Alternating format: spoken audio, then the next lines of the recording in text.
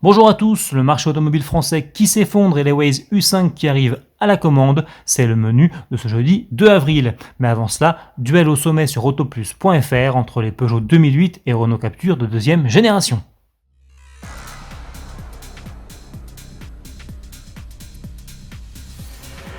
Vous vous demandez quel SUV urbain choisir entre le nouveau Peugeot 2008 et le dernier Renault Captur? Eh bien ne cherchez plus, Autoplus vous répond. Notre journaliste essayeur Cyril Biotto a pris le volant de ces deux futures stars du marché hexagonal dans leur version haut de gamme essence. 1 litre de PureTech 155 GT pour le Lion et 1 litre 3 TCE 155 Initial Paris pour le Losange. Il nous livre ses impressions, à commencer par l'intérieur. À l'intérieur de ce 2008, c'est simple, la planche de bord est rigoureusement identique à celle de la 208.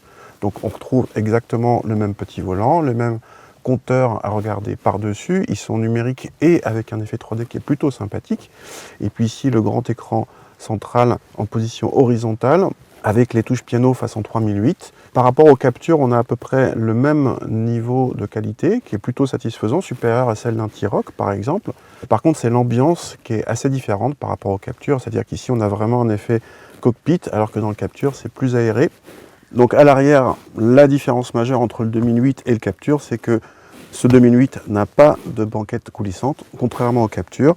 Malgré tout, ce 2008 progresse en habitabilité. On a 3 cm de plus en espace aux jambes par rapport à la première génération. Ça reste moins que le Captur, mais ça devient tout à fait correct. Regardez l'espace que j'ai ici. Pour le coffre, c'est quasiment égalité puisqu'il n'y a que 8 litres d'écart entre les deux protagonistes, 410 décimètres cubes selon nos mesures pour le 2008 et 402 pour le Captur, ce dernier pouvant même augmenter facilement de volume de chargement en avançant la banquette arrière. Et niveau conduite, ça donne quoi Cyril? Côté châssis, le Captur est beaucoup plus dynamique que son prédécesseur et cette version chaussée de route 18 pouces montre un très bon compromis. Et c'est la surprise, il se montre même plus dynamique que le 2008, plus sujet au mouvement de caisse, même si ce dernier ne mérite pas en la matière, et offre en contrepartie un meilleur confort de suspension.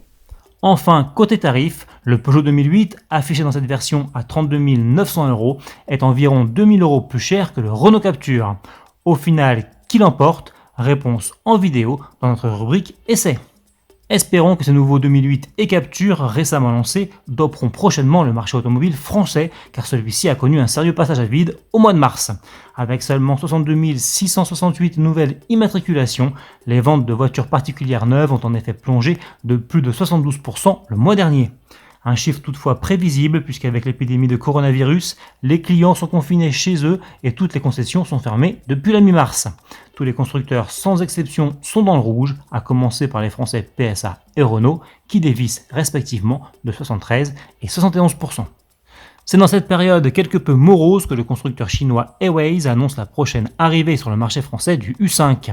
Les commandes pour le SUV 100% électrique qui revendique 190 chevaux et 500 km d'autonomie en cycle NEDC ouvriront en effet fin avril.